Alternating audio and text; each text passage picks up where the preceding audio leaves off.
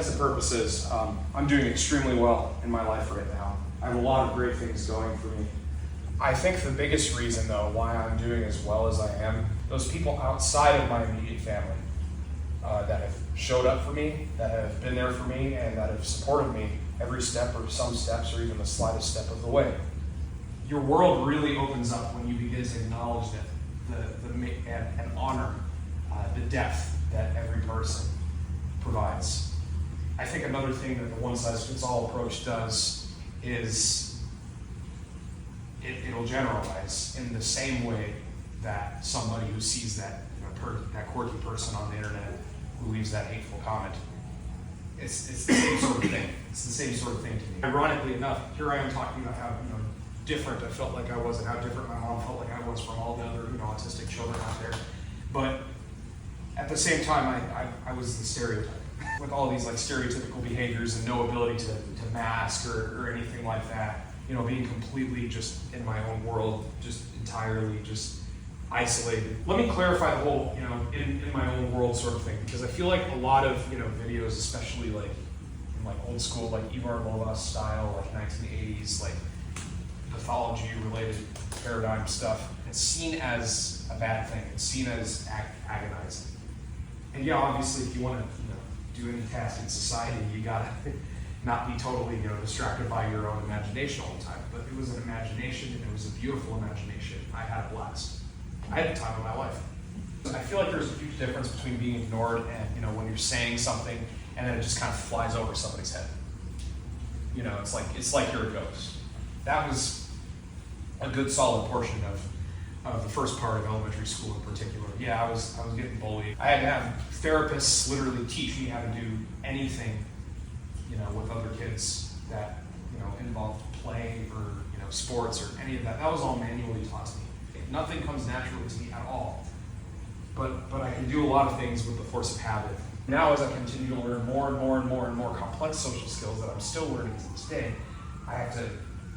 It's grueling. It is grueling. It is so grueling. Feeling like an outcast, spending most of recess staring at the ground, walking around in circles, flopping my hands and saying things to myself, making very highly specific hand motions all the time.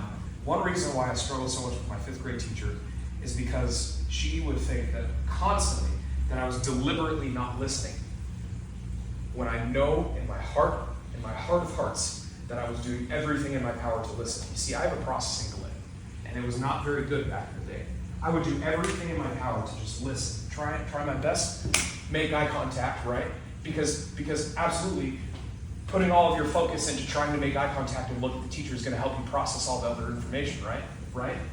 Wrong. No, not at all. Not at all, because I'm multitasking. It's like I'm talking to nobody. I'm constantly trying to prove myself all the time. It's a lifelong struggle, even today, of having to constantly try to prove myself to people all the time. What I am doing is angering these people, or what it looks like I'm doing is angering these people, yet when I try and go and say something, I'm a ghost. The one constant throughout this whole thing, throughout this massive struggle that was trying to connect with people, was music. And my family saw that in me before I saw it in me. I had absolute pitch. I was able to identify the pitches of every single pitch that I hear in nature. So I joined a boys choir. Growing up, it was mostly boys that bullied me. So joining a boys chorus where it was exclusively boys, was a little intimidating. But I was not bullied in the boys chorus nearly as much as I was in elementary school. It's because we're all in an ensemble. We're all doing the same thing. We're all singing. We're having a blast. We're performing at shows all over Southern California. Maybe I'm actually having more connection with boys than I've ever had in my life because I'm sitting here with my DS and everybody suddenly wants to be my friend. That was like the first time that I really felt like I could, have commonality with people. My way of being friends with people was exclusively through video games. Stuff like that. This is the pivot, chapter 5. Things changed drastically for the better for me. I got an opportunity to go to a brand new school, fresh start. I really enjoyed traveling, and to make matters 3 times as good, I had discovered Coldplay. I was not getting bullied. I was getting ignored, but not bullied. And that gave me the space. You see, when you're getting bullied, at least for me, it was a lot of work. It was a lot of extra work to try and figure out how I'm going to cope with it, try and not take it personally, to try and take it for granted, to just deal with it, to process it. You're going through all these lengths to try and process everything and figure out what to do and challenge yourself like in a grueling way. But when I had the space, when I didn't have all those things to worry about, I didn't have the bullying itself to worry about, but I didn't have to worry about thinking on how am I going to get through this either. That opened up so much space to allow me to really thrive and do what I love. That's what I mean by the space. The space to thrive. The space gave me more room to also hone in on my social skills.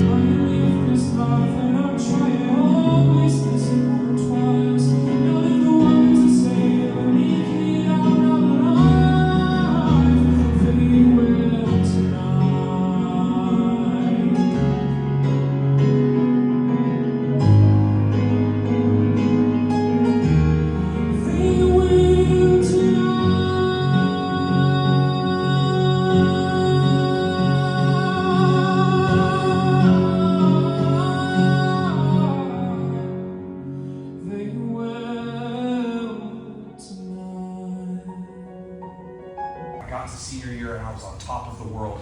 All the 7th graders, I wanted to help them all out, so I arranged a full-blown choir version of This Is Me from The Greatest Showman, and they sang it, and I conducted it, and I even got formed completely on my own, got a string quartet, arranged for the string quartet, got all these people, assigned all the solos, I was working as a TA. I wrote a choral piece. I was doing that. I sang Carmina Burana again in an opera by Ravel.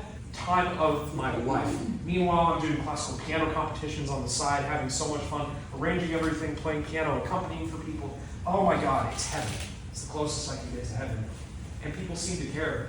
Now I'm traveling all over the country. Just even the fact that I was able to reach some people through American Idol, which came into my life. I forgot to mention that.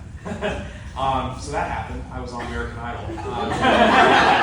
Past 3 more rounds, I went through some grueling, taxing moments where I had a meltdown on national TV.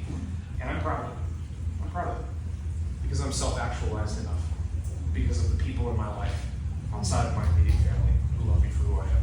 This has been a PSA. This is a public service announcement. But this is also passion and purpose announcement. Passion and purpose was one of the best things that had me thrive. S, space and safety. The space. I needed that space to not be constantly thinking about, getting bullied all the time, how I'm going to handle it. I had extra space in my brain that I could thrive, that I could do these amazing, fun things. And then the A is acknowledgement and affirmation. What I mean by that is not feeling like I'm talking to a wall. What I mean by that is having my needs acknowledged. In a place like this, I understand that there are a lot of kids who are dysregulated in many moments. And then when they express their needs, they might feel like they're constantly trying to prove themselves. If someone is dysregulated, you're not just going to go and tell them to calm down. You're going to get to the root of the problem, and you're going to acknowledge and you're going to validate their feelings, because it is okay.